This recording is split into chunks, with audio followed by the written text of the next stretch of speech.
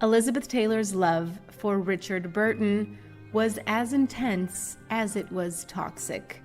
3 days after his death, she received a letter from him, and its contents broke her.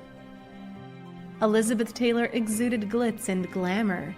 Her iconic turn as Cleopatra only cemented what her fans already suspected. Elizabeth Taylor was Hollywood royalty. Her scandalous love life may have filled gossip magazines, but away from the public eye, Taylor was generous, whip-smart, and acutely sensitive to the struggles of those around her.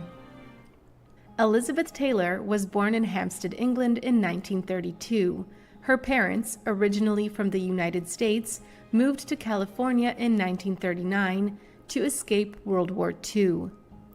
Taylor's mother, Sarah Southern, was a well-known stage actress with several Broadway credits to her name. Rumors swirled that Sarah and notorious MGM boss Louis B. Mayer were having an affair. Sarah may have had feelings for Mayer, but her daughter definitely didn't. Elizabeth hated the studio head with a passion. Even though he supported her career as a child star, she thought he was incredibly egotistical and overbearing. Taylor once said he resembled a gross, thick penguin and looked at his employees and stars like they were all completely squashable. When the time came, she'd tell him exactly what she thought of him. Tragedy struck on the set of National Velvet, a movie Taylor shot when she was 12. A horse named King Charles, known to be aggressive, behaved himself around Taylor until one dark day. The horse threw her, causing a serious back injury. Taylor immediately forgave the animal and even arranged to keep King Charles after filming ended. However, the injury she sustained would plague her for the rest of her life. When she was just a teenager, her boss, Louis B. Mayer, insulted her mother. Elizabeth Taylor was not about to take that lying down. The young star held her head high and told Mayer that he and his studio can go to HELL. Even though Mayer's employees pressured her to apologize, the gutsy actress refused. Perhaps because of her early start in Hollywood, Taylor was a precocious and overly mature child. This had some shocking consequences. One of her biographers claims that at a very young age, Taylor had an affair with 36-year-old Ronald Reagan, then a well-known actor. In 1950, Taylor walked down the aisle for the first time when she married hotel heir Conrad Hilton Jr., and the rumored reason for their marriage is horrifying. MGM has never admitted it, but film historians believe the studio played a major role in Taylor's wedding to Hilton. They suggested the relationship, bought her an expensive wedding dress, and even provided the white negligee for her wedding night. But though the wedding looked like a dream, the marriage was a nightmare. The couple divorced just 3 months later after a lengthy European honeymoon, citing irreconcilable differences. Behind closed doors, Taylor was horrified by Hilton's constant gambling and drinking. She later revealed he was also physically abusive. After divorcing Hilton, Taylor starred in a romantic comedy called Love is Better Than Ever, but few people know about the dark drama behind the lighthearted flick. MGM had forced her to appear in the movie to punish her for leaving her abusive husband. What's more romantic than literally paying a girl to marry you? If you ask Howard Hughes, the notoriously eccentric director and inventor, nothing. He fell for the young Liz Taylor and offered her parents a 6-figure sum if they'd let him put a ring on their daughter's finger.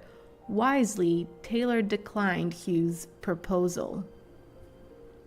Elizabeth Taylor's next husband was Michael Wilding. Wilding was a whopping 20 years older than Taylor, though it seems he was the immature one in the relationship. After having 2 sons together, the couple broke up when Taylor discovered that Wilding had hired female entertainers for pool parties while she was away. But that wasn't the only scandal in their marriage. The venomous gossip columnist Hedda Hopper believed Wilding was hiding a secret from his new bride, that he was actually attracted to men. Hopper implied that Wilding and his male friend Stuart were closer than they let on. Taylor and Wilding married anyway, but that didn't stop Hopper from publishing multiple columns suggesting Wilding had a wandering eye. James Dean is one of Hollywood's most heartbreaking examples of a star gone too soon, but few people felt his loss as deeply as Elizabeth Taylor. At the time of his death, she was filming Giant with Dean and Rock Hudson. On the day the crew learned of Dean's death, director George Stevens forced a grieving Taylor to film reaction shots for a scene that would have involved Dean. Taylor was so heartbroken and appalled by the director's insensitivity that she never forgave him. One night, Montgomery Clift reluctantly agreed to attend a dinner party at Elizabeth Taylor's house. He was exhausted and tried to get out of it, but Taylor wouldn't take no for an answer. Driving home afterward, Cliff fell asleep at the wheel and crashed his car into a tree. Taylor, horrified, ran to the wreck and stayed by his side until an ambulance arrived. Though Clift survived, the accident left him disfigured. Clift developed a dependency on painkillers, and his behavior became more and more erratic. It became so bad that no studio would hire him. Taylor remained fiercely loyal to her friend. She demanded he be cast in a film with her, even putting up her own salary as insurance. Tragically, Clift died before filming began. He was just 45 years old. It was a truly terrible loss.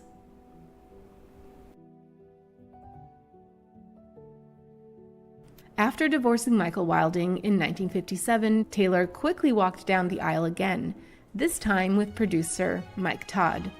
Todd was a famous high-powered showman who loved spectacles. For Elizabeth's birthday, he rented Madison Square Garden, invited 18,000 guests, and had the entire event broadcast on CBS. Mike Todd was incredibly wealthy and constantly showered his new bride with jewels and luxurious gifts. Before long, the press accused Taylor of being a gold digger, but the couple had bigger problems than public opinion. When Elizabeth Taylor, Mike Todd, and Debbie Reynolds went out together, Reynolds was shocked by how violently Taylor and Todd fought with each other. When she stepped in to defend her friend, Taylor told her to back off and added that to her and Mike, fights weren't fights, they were foreplay. In 1957, Taylor and Todd had a daughter named Liza. Elizabeth Taylor beat out Marilyn Monroe for the role of Maggie in Cat on a Hot Tin Roof. Initially, she was thrilled to land the part. But her world fell apart when her beloved husband Mike Todd died in a plane crash, on the very same day filming began. Her grief triggered a terrible stutter, which fortunately was suppressed by her character's Southern accent. Taylor's marriage to Todd was the only one that didn't end in divorce. Taylor described him as one of the three great loves of her life, alongside Richard Burton and her jewelry. All the drama with Mike Todd couldn't hold a candle to the absolute media frenzy caused by Taylor's next conquest. Mere hours after Hollywood heartthrob Eddie Fisher divorced America's sweetheart Debbie Reynolds, Elizabeth Taylor did the unthinkable. She practically pranced down the aisle with Fisher, and that wasn't even the worst part. Before Taylor married Fisher, she and Debbie Reynolds had been best friends. Imagine the scandal. In the throes of Taylor and Fisher's illicit affair, Debbie Reynolds called her gal pal Elizabeth to chat. Unfortunately for Reynolds, the person who picked up wasn't Taylor, it was her cheating husband, Eddie Fisher. Allegedly, Reynolds icily said, "Roll over, darling, and let me talk to Elizabeth." After being dragged through the mud for her relationship with Eddie Fisher, Elizabeth Taylor decided to retire from movies following 1958's Cat on a Hot Tin Roof. Unfortunately for her, MGM had other plans. After a heated contract dispute, the studio forced her to star in Butterfield 8, in which she played an adult entertainer opposite her real-life husband, Eddie Fisher. Taylor resented being forced into the movie and let the director know it. She refused to speak to him for the entire shoot. Although Elizabeth Taylor reportedly disliked working on Butterfield 8, her performance received widespread acclaim. In fact, the role earned her the Academy Award for Best Actress, her first Oscar. Still, Taylor remained critical of the film, infamously remarking, "I still say it stinks." In 1961, Taylor began filming Cleopatra, the most expensive movie ever made at the time. She received $1 million for portraying the Queen of the Nile, making her the highest-paid actress in history up to that point. Reflecting on her paycheck, Taylor once said, "If someone's dumb enough to offer me $1 million to make a picture, I'm certainly not dumb enough to turn it down." Taylor shocked the world when she converted to Judaism in 1959, after her husband Mike Todd's death. Though Todd was Jewish, Taylor said her choice was purely personal. Upon her conversion, she took the Hebrew name Elisheba Rachel. Taylor was thrilled, but not everyone was happy. Taylor's conversion to Judaism nearly jeopardized the filming of Cleopatra. The Egyptian government initially barred Taylor from entering the country because she had converted to the Jewish faith. Cleopatra would mark the beginning of one of the most famous and tumultuous relationships in Hollywood history. Elizabeth Taylor met actor Richard Burton on set, and they began a romantic relationship despite both being married. The highly publicized affair drew widespread media attention and was even criticized by religious institutions. Cleopatra was a notoriously troublesome movie to film, but nothing compared to the day that Elizabeth Taylor nearly died. During production, Taylor began to suffer one of her frequent bouts of pneumonia. This one was so severe that when an assistant found Taylor, her face had turned a terrifying shade of blue.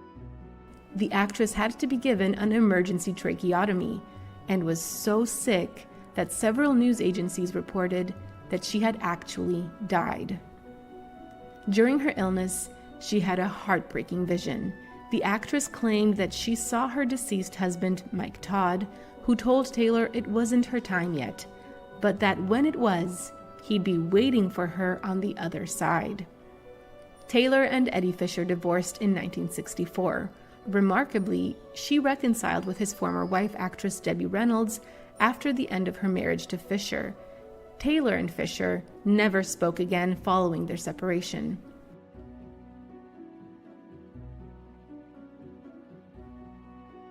In 1966, Taylor starred alongside Burton in Who's Afraid of Virginia Woolf, a groundbreaking film that tackled mature themes and controversial language. Its release prompted the Motion Picture Association of America to revise its film rating system, ultimately introducing the 18A rating. Taylor and Burton's relationship was famously intense and complex. They married, divorced, then remarried before divorcing again in 1976.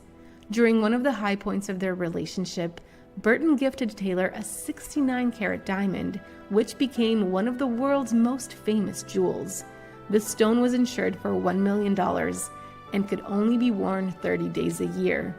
After their final separation, Taylor sold the diamond to fund a hospital in Botswana. Richard Burton, Taylor's two-time ex-husband, kept detailed diaries throughout his life. The journals were published after his death and featured scathing remarks about rival actors and Burton's own films. However, some of his most biting comments were aimed at Taylor.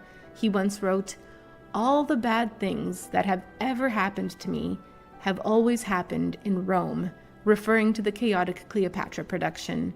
He also claimed Elizabeth Taylor had sometimes been so intoxicated during the shoot that she could barely read a script. Taylor's seventh marriage was to politician John Warner. She struggled to adjust to life in Washington, D.C., and began to rely on alcohol and prescription medication. The couple divorced in 1982. Even later in life, Taylor continued to pursue romance. In 1991, she married construction worker Larry Fortensky, who was 20 years her junior. Their marriage lasted nearly 5 years and ended amicably. Taylor was known for her love of animals and once joked, "Some of my best leading men have been dogs and horses." She even wrote a children's book about one of her animal co-stars. When faced with the prospect of having her dogs quarantined upon entry to the UK, she instead docked them on a yacht just offshore to avoid the quarantine rules. The luxurious arrangement drew attention from the press and was seen as another example of Taylor's extravagant lifestyle.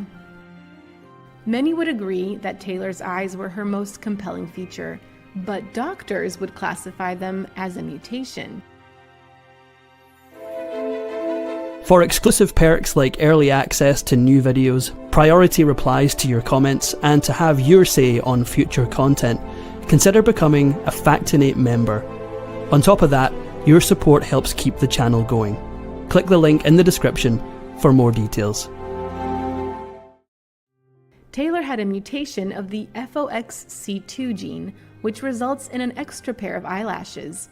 The double eyelashes made Taylor's eyes stand out, but they also posed considerable risks. Often the extra set of lashes can curl inward, poking and scratching the cornea. Taylor's eyelashes may have been natural, but her purple eyes were not. Taylor's eyes were blue, but her publicists employed a number of cosmetic and photographic effects to give them a distinct violet color.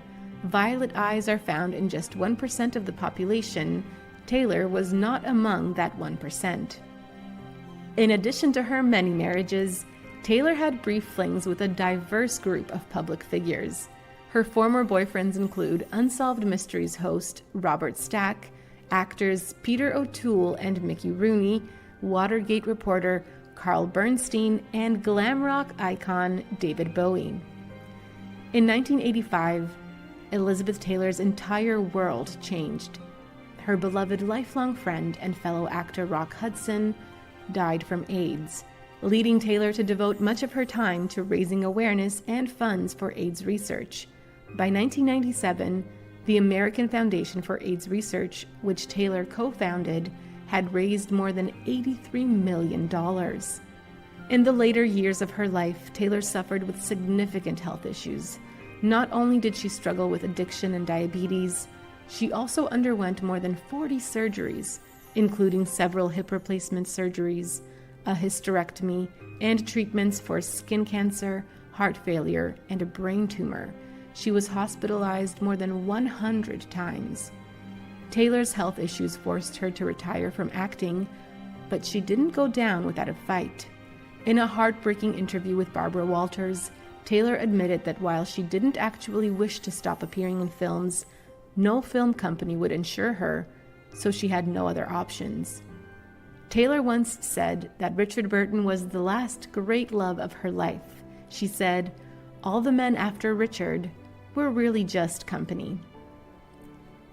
Elizabeth Taylor received Richard Burton's last love letter after attending his memorial service. When she saw his handwriting, she fell apart. From then on, she kept the letter next to her bed. Although she revealed many of his other letters, this one she kept for herself. However, she did say this about Burton's final letter. In it, he told me what he wanted. Home was where Elizabeth was, and he wanted to come home. Elizabeth Taylor died on March 23, 2011. Taylor's coffin arrived 15 minutes after her funeral was scheduled to begin. She stated in her will that she wanted to be late, fashionable, even in death. After she passed, many people wondered if she would be buried near her beloved Richard Burton, even though they weren't together at the time of either one's death. Richard's actual widow, Sally Hay, made darn sure that wouldn't happen. Hay bought the plots surrounding Burton's grave and put a massive gravestone across both plots, with many believing she was marking her territory. Elizabeth Taylor was not buried with Richard Burton, but it was her final wish to be buried with the letter she received from him after he died. If you enjoyed this Factinate video, give it a thumbs up and subscribe for more incredible stories. Want a say in who we cover next? Join our membership program through the link in the description for exclusive perks. Your support means everything to us.